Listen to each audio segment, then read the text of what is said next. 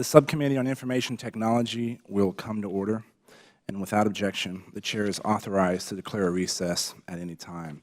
I'd like to inform everybody we will probably be interrupted by votes sometime between 2:30 and 3 o'clock. So we'll get through as much of this hearing as we can and then likely reconvene after that vote series, which I think is a short series. And thank you all for being here, and good afternoon. We're here to talk about voting. Voting is the cornerstone of American democracy and a fundamental right of all Americans. Our existence as a democratic republic is only made possible and legitimate through free and fair elections. Each American's voice should be heard, but to ensure that we must protect the ballot box. Like everything else in the digital age, however, voting can be vulnerable to hacking. There are about 10,000 election jurisdictions nationwide that administer elections, and even within states, counties use different systems and different technologies to conduct elections. While no longer on the table for this election cycle, state and local election officials, including Secretary Kemp, who is here today, have expressed concern that classifying the election system as critical infrastructure would effectively be a federal takeover of what has always been a local process. The purpose of this hearing is to examine the threats posed by the entities seeking to disrupt, undermine, or in any way alter the results of this election. But I also hope to initiate and foster discussion about what designating the election system as critical infrastructure would entail. I thank the witnesses for being here today and for their efforts as fellow citizens to ensure that November's elections are free and fair. I'd like to now recognize the ranking member of the full committee, Mr. Cummings, for an opening remarks. Thank you very much, Mr. Chairman, and I thank you for your courtesy, and I thank you and Ms. Kelly for this hearing. I want to thank all the witnesses that are here today. The focus today on the risk of election integrity posed by cyber threats is a very important one. But that is only a fraction of the risks to our elections. Efforts to hinder eligible voters' access to the ballot box also pose an urgent threat to our elections, to voter rights, and to our very democracy. In January, Election Assistance Commission Executive Director Brian Newby, who I see sitting in the audience today, wrote to Alabama, Georgia, and Kansas, giving the appearance that he had the unilateral authority to allow these states to change the federal voter registration form to require proof of citizenship. Mr. Newby's invalid act led to the disenfranchisement of at least, Mr. Chairman, tens of thousands of Kansas voters alone, and who knows how many more in other states.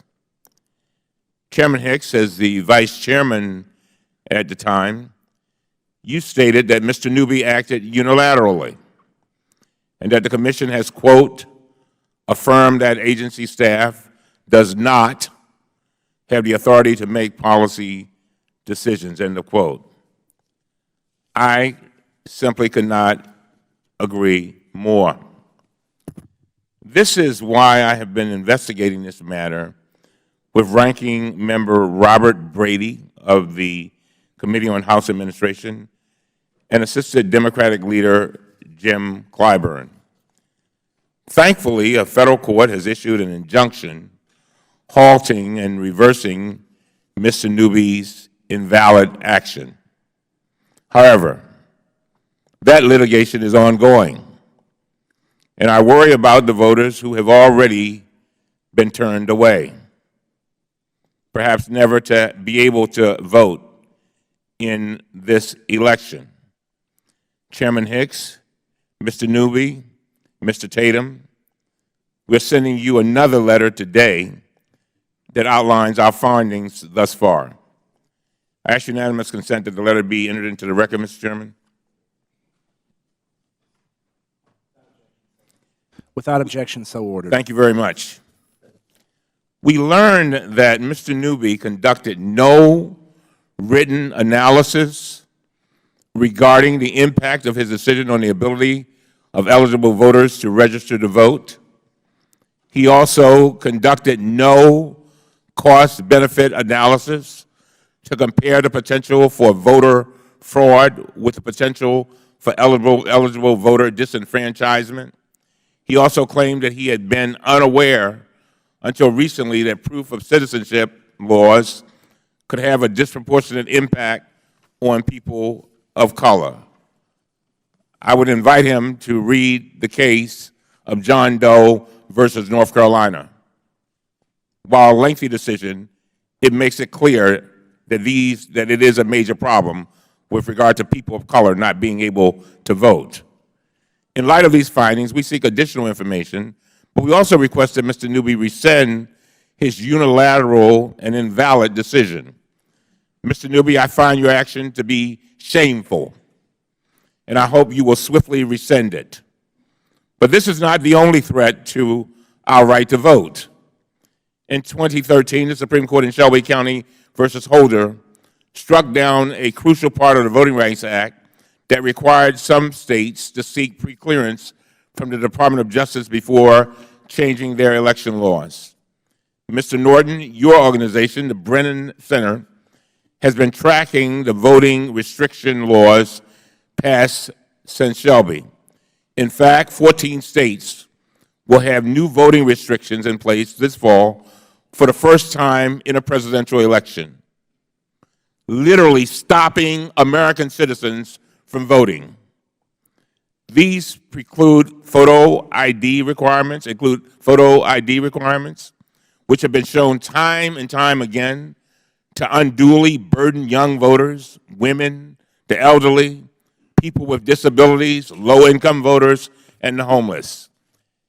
Passed almost exclusively by Republican legislatures, these laws have been proven to have racially discriminatory intent. I'm almost finished, Mr. Chairman. In July, a federal appeals court struck down the voting restrictions in North Carolina, finding that they, and I quote, listen to this, target African Americans with almost surgical precision, and quote, were enacted with racially discriminatory intent in violation of the Equal Protection Clause, end of quote. We can fix this harmful lapse in our democracy by updating the Voting Rights Act and bills with bipartisan support, and have proposed that we do so immediately. However, Republicans in Congress refuse to bring any of these bills to the floor for a vote. It is truly shameful, and as a nation, we're better than that. I urge my colleagues to move this crucial legislation. The integrity of our democracy is at stake.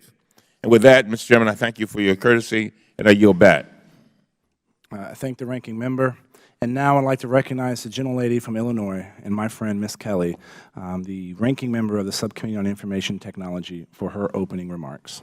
Thank you, Mr. Chairman. Last week, after receiving classified briefings on threats to the upcoming election, Senator Dianne Feinstein and Representative Adam Schiff accused Russia of, and I quote, making a serious and concerted effort to influence the U.S. elections.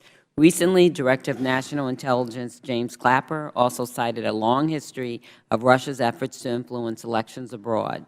The director said that Russia's apparent efforts to compromise U.S. elections, quote, shouldn't come as a big shock to people, but attempts to influence the outcome of our elections are not just limited to foreign government. According to law enforcement and the FBI, cyber attacks in August against voter registration databases in my state of Illinois and Arizona were most likely criminally motivated, possibly targeting voters' personally identifiable information. To know that my own state suffered this attack is extremely troubling, not only because of the threat of identity theft, but because of what hackers do once they have access to those databases. For example, perhaps they could change a voter's listed party affiliation in a way that affects primary elections, or they perhaps modify voter addresses to invalidate registrations. We must address these questions and do absolutely everything we can to defend our future attacks. In today's hearing, we will be addressing a crucial question: how secure is an electoral infrastructure from any cyber attack, regardless of the source? According to security experts, a massive attack against the infrastructure as a whole is not the biggest cyber vulnerability in our election process. Rather, it is the individual voting machines that pose some of the greatest risks.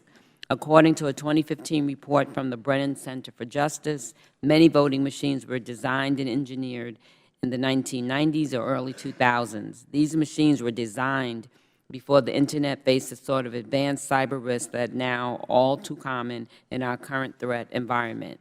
For example, in 2015, Virginia's Board of Elections decertified a voting system used in 24% of precincts after finding that an external party could access the machine's wireless feature to, quote, record voting data or inject malicious data. But beyond cyber attacks, these machines are also vulnerable to operational failures like crashes and glitches. As one security expert at Rice University put it, and I quote, "These machines, they barely work in a friendly environment." As we examine this upcoming election and beyond, we must consider what sorts of investments we must make to our voting infrastructure.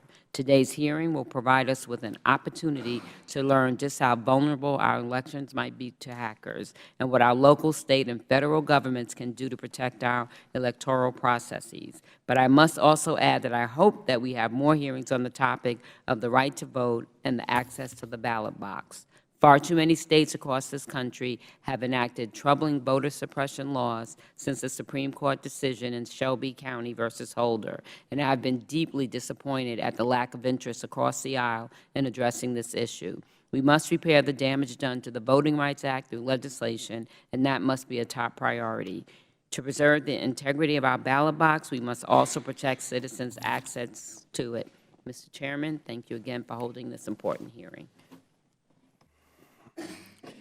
Thank you, and I'll hold the record open for 5 legislative days for any members who would like to submit a written statement.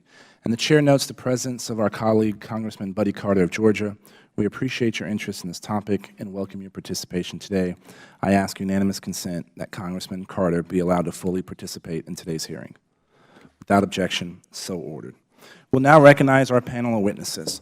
I'm pleased to welcome Dr. Andy Osment, Assistant Secretary for Cybersecurity and Communications at the U.S. Department of Homeland Security, Commissioner Thomas Hicks, Chairman of the U.S. Election Assistance Commission, Dr. Andrew Appel, the Eugene Higgins Professor of Computer Science at Princeton University, and Mr. Lawrence Norton, Deputy Director of the Democracy Program at the Brennan Center for Justice at the New York University School of Law. And I'm now pleased to recognize my colleague, the gentleman from Georgia, Mr. Carter, to introduce our remaining distinguished witness. Well, thank you, Mr. Chairman. It's definitely an honor today to represent to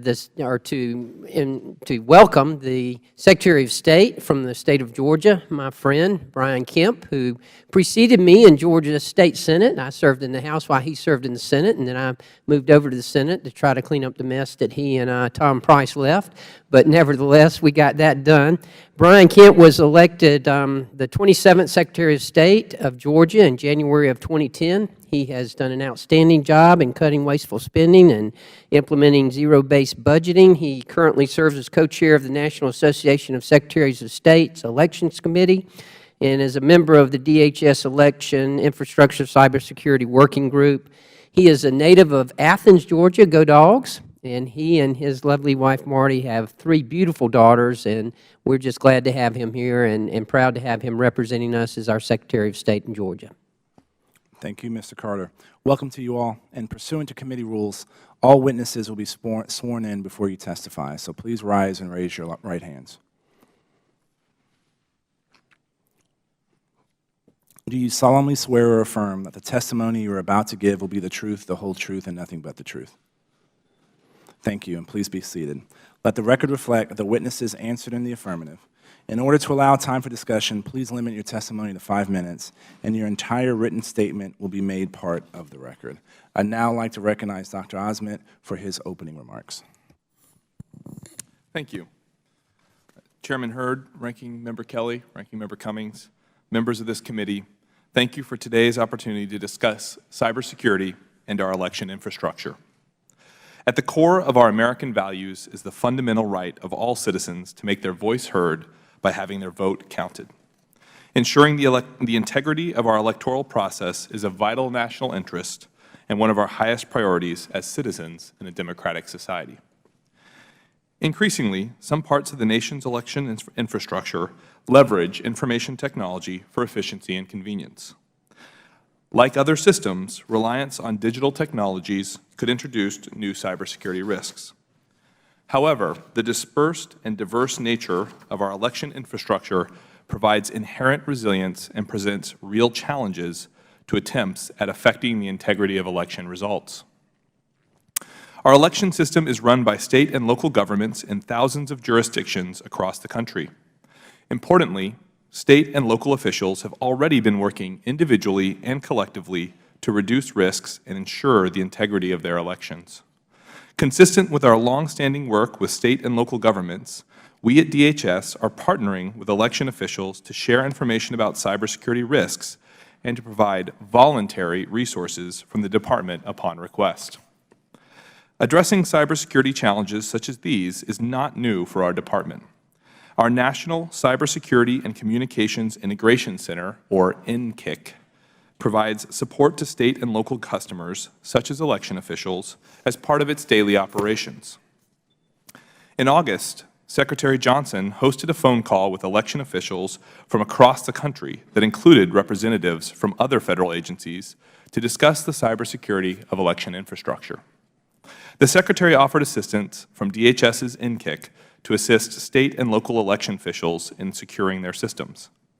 The NCIC provides this same assistance on an ongoing basis to public and private sector partners upon request.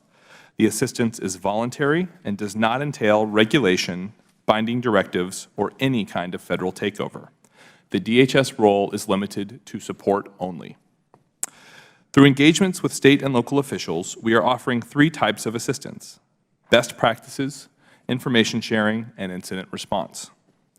In support of best practices, DHS has offered 2 different types of risk assessments to state and local government officials. First, cyber hygiene scans on internet-facing systems provide state and local officials with recurring reports that identify any vulnerabilities and provide mitigation recommendations. Second, our cybersecurity experts can go on-site to conduct risk and vulnerability assessments.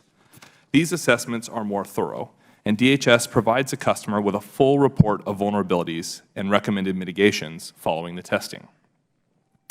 DHS will continue to share relevant information on cyber incidents through multiple avenues. For example, DHS has published best practices for securing voter registration databases and addressing potential threats to election systems. More broadly, the NCIC works with the Multi-State Information Sharing and Analysis Center, or MS-ISAC. The MS-ISAC provides threat and vulnerability information to state and local government officials. It was created by DHS to support state, local, tribal, and territorial governments, and is partially grant-funded by DHS. The MS-ISAC has a representative co-located with the NCIC to enable regular collaboration and access to information and services for state chief information officers. During this election season, DHS's NCIC is prepared to provide incident response assistance to help state and local officials identify and remediate any possible cyber incidents. In the case of an attempted compromise affecting election infrastructure, the NCIC will share technical information with other states to assist their ability to defend their own systems from similar malicious activity. Moving forward, we must recognize that the nature of risk facing our electoral infrastructure will continue to evolve. DHS has therefore established an experts group comprised of academics, independent researchers, and federal partners. This group will continually evaluate emerging risks and ensure that state and local officials have the information and assistance needed to secure the infrastructure in their jurisdiction. Before closing, I want to reiterate that we have confidence in the overall integrity of our electoral system because our voting infrastructure is fundamentally resilient. It is diverse, subject to local control, and has many checks and balances built in. As the risk environment evolves, the Department will continue to support state and local partners by providing information, assistance with best practices, and tools upon request. Thank you for the opportunity to testify, and I look forward to any questions. Thank you, Dr. Osment. Mr. Hicks, you're now recognized for 5 minutes for your opening remarks. Good afternoon, Mr. Chairman and members of the Subcommittee on Information Technology and Committee on Oversight and Government Reform. My name is Thomas Hicks, and I'm Chairman of the United States Election Assistance Commission, or EAC. The EAC is a 4-member bipartisan commission. The EAC's mission is to guide, assist, and direct the effective administration of federal elections through funding, innovation, guidance, and information. The EAC was charged with 3 duties. 1, develop and administer a voting machine testing and certification program. 2, develop and administer a national clearinghouse for election administration information. And 3, distribute HAVA grants to states to allow them to purchase new, more secure voting machines and systems. Since our inception, the EAC has carried its charge. 47 of 50 states use the EAC's voluntary voting machine testing and certification program, in part or in whole. We produce the most comprehensive election administration survey in the country, and we produce volumes of materials designed to help election administrators run their elections more effectively and efficiently. Among other things, these materials help the states understand and react to the current cybersecurity threats against their voting systems. State and local election officials run the elections, and we support them. I'm here today to testify on 3 items. First and foremost, our elections are secure. The American election administration system inherently protects our elections and its vast size and complexity. Voters should have confidence that their voices will be counted accurately when they cast them. Second, there may be headlines related to cyber attacks and data breaches, but these headlines are not representative of our voting machines.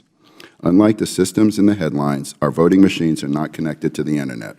Third, the EAC works every day to help ensure the security of our elections. First, the security that is inherent in our election system because our system is vast and complex. Since states and territories run elections, the American election administration system is actually composed of more than 50 administrative systems. Each state has developed its own processes for conducting federal, state, and local elections. These states and territories are made up of thousands of election jurisdictions. Often these jurisdictions operate autonomously but report to the states. What is important to identify in today's hearing is that there's no singular or uniform national election administration system that manages elections. This means that there's no national system that a hacker or bad actor can infiltrate to affect the American elections as a whole. The complexity of our American election assistance system both deters attacks and allows election officials to ensure the integrity of the election in the event of an attack. The complexity deters potential attackers from attempting to access American elections because of the number of resources that one would need to complete such an attack may be prohibitively high. There are thousands of individuals operating, often autonomously.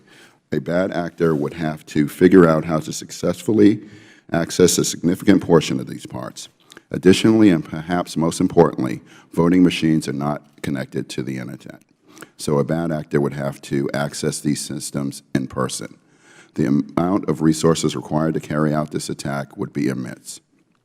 That's not to say that no one will ever try to access American elections. Recent events in Arizona and Illinois remind us that this is not true. The breaches in Arizona and Illinois exemplify another strength in our election system. Because the state administers its own elections, the breaches in these states did not compromise the system in other states. Instead of causing a national crisis, the breaches notified election officials across the country that they should be on high alert.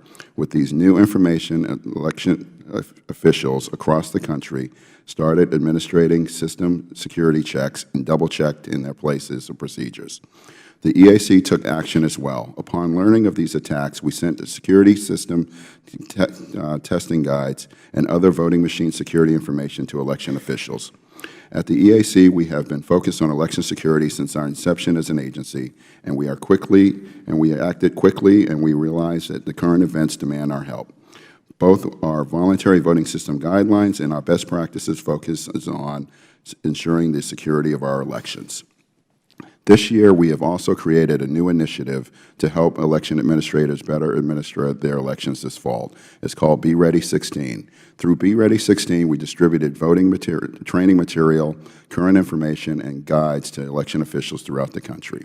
We also integrated topics such as election security into our public meetings and roundtables. We are proud of our Be Ready 16, but it's just one example of many ways we support election officials. In conclusion, I am here to communicate one message. That message is that our elections are secure. They are secure because the American election administration system inherently protects them. There are threats to our elections, but the voters have the confidence that their votes will be counted accurately and recorded accurately when they cast them. I thank you for your time, Mr. Chairman and Ranking Member, and other members of this committee, and I look forward to your questions. Thank you, Mr. Hicks. Secretary Kemp, you're now recognized for 5 minutes for your opening remarks. Good afternoon, and I want to thank Representative Carter for that fine introduction, and thank the committee and Chairman Hurd for inviting me to discuss election security, the safeguards on our elections, and in my perspective, as the top elections official in Georgia, the 8th largest state in the Union. As Georgia's Secretary of State, I currently serve as co-chair of the National Association of Secretaries of State Elections Committee. And within the last 3 weeks, I've agreed to serve on the Department of Homeland Security's Elections Infrastructure Cyber Working Group organized by Secretary Jay Johnson. Recent events, including the hack of the DNC database, as well as successful cyber attacks against voter registration databases in Arizona and Illinois, have rightfully caused great alarm among the public as well as elections officials. However, it's imperative that we as a nation respond the correct way to these attacks. Administering elections is a great but unique responsibility. The foundation of our republic rests on the trust that Americans have in the way that we elect representatives in our government. If that trust is eroded, our enemies know that they will create fissures in the bedrock of American democracy. We cannot allow this to happen. The D.C. response to these attacks has been to take steps toward federalizing aspects of elections, election systems, and standardizing security measures. There's a better way to face these attacks and future potential threats than what has currently been proposed by DHS with designating election systems critical infrastructure. In discussing election security, it is important to understand the difference between the components of an election. The system is comprised of campaign systems, registration and reporting systems, as well as voting systems. Campaign systems are databases not held by the states, such as databases held by national parties. Attacks on these systems don't disrupt activities in the state's jurisdictions, although they can cause harm, as recently seen by the attack on the DNC. Registration and reporting systems are held by the states, but they do not impact the true canvass results of an election. These systems manage the voter registration rolls and report unofficial results on election night.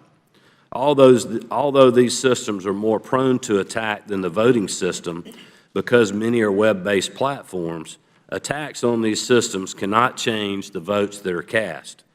These systems are also tested regularly, have redundancies, fail-safes, and backups. Finally, voting systems are the actual equipment used on Election Day. They are non-network pieces of hardware that do not connect to the Internet. They are tested by vendors, by states, and by the EAC. Even before they are deployed, they are tested again by local technicians to ensure their security and accuracy. In looking toward November, it is important for us to address the types of threats that may come against the nation's elections. I view these threats in 3 different categories. First, there are threats that undermine the confidence in the outcome of the election. This has already started among conspiracy theorists, campaigns, and members of the media. Senator Feinstein was mentioned earlier about Russia's influence. This narrative will likely continue through canvassing and beyond. Although elections officials must be cognizant of these narratives and respond to them as needed, this threat cannot create actual harm to the system or the results of the election. Second, there are threats that disrupt elections. These threats could be cyber attacks on web-based systems, but they more commonly occur with threats of physical violence, verbal altercations, or misinformation distributed at polling locations. In my view, this is far more likely to occur than a coordinated hacking of each individual voting unit in the United States. This type of threat is also not only more probable to occur, but also would have a greater chilling effect on election participation. The third type of threat is altering the outcome of the election. This requires an attack on the voting system itself. However, the voting system is layered with combinations of physical and technical security to address these concerns. The voting system is the most secure system in the election space.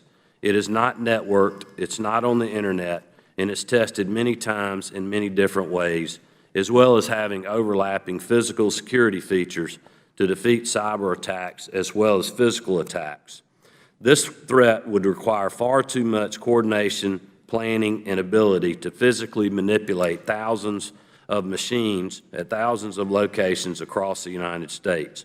Although it is possible, it is not probable, and there is no evidence it has ever occurred in a U.S. election.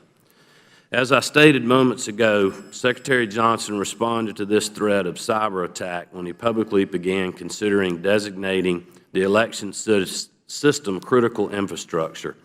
This, as you can be made aware, or you could suggest, caught many elections officials by surprise, and rightfully so.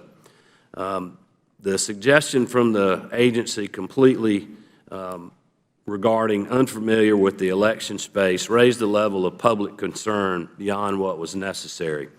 This decision has been criticized by elections officials and cybersecurity experts alike, and really addresses one of my main concerns, and is why I'm so glad to be here today to answer your questions as we proceed. Thank you.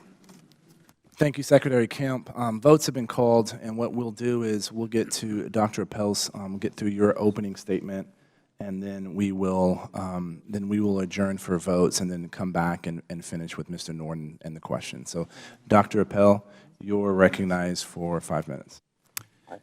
My name is Andrew Appel. I am professor of computer science at Princeton University. In this testimony, I don't represent my employer. I'm here to give my own professional opinions as a scientist, but also as an American citizen who cares deeply about protecting our democracy. My research is in software verification, computer security, technology policy, and election machinery. As I will explain, I strongly recommend that, at a minimum, the Congress seek to ensure the elimination of direct recording electronic voting machines, sometimes called touchscreen machines, immediately after this November's election, and that the Congress require that all elections be subject to sensible auditing after every election to ensure that systems are functioning properly, and to prove to the American people that their votes are counted as cast. There are cybersecurity issues in all parts of our election system. Before the election, voter registration databases. During the election, voting machines. After the election, vote tabulation, canvassing, precinct aggregation computers. In my opening statement, I'll focus on voting machines. The other topics are addressed in a recent report I have co-authored entitled 10 Things Election Officials Can Do to Help Secure and Inspire Confidence in This Fall's Elections. In the U.S., we use two kinds primarily of voting machines: optical scanners that count paper ballots and touchscreen voting machines, also called direct recording electronic. Each voting machine is a computer running a computer program. Whether that computer counts the votes accurately, or makes mistakes, or cheats by shifting votes from one candidate to another depends on what software is installed in the computer. We all use computers, and we've all had occasion to install new software. Sometimes it's an app we purchase and install on purpose. Sometimes it's a software upgrade sent by the company that made our operating system. Installing new software in a voting machine is not really much different from installing new software in any other kind of computer. Installing new software is how you hack a voting machine to cheat. In 2009, in the courtroom of the Superior Court of New Jersey, I demonstrated how to hack a voting machine. I wrote a vote-stealing computer program that shifts votes from one candidate to another. Installing that vote-stealing program in a voting machine takes 7 minutes per machine with a screwdriver. I did this in a secure facility, and I'm confident my program has not leaked out to affect real elections.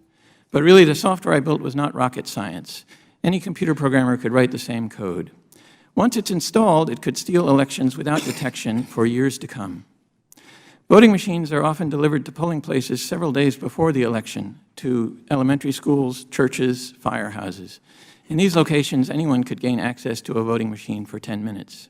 Between elections, the machines are routinely opened up for maintenance by county employees or private contractors. Let's assume they have the utmost integrity. But still, in the U.S., we try to run our elections so that we can trust the election results without relying on any one individual. Other computer scientists have demonstrated similar hacks on many models of machine. This is not just one glitch in one manufacturer's machine. It's the very nature of computers. So how can we trust our elections when it's so easy to make the computers cheat? 40 states already know the answer.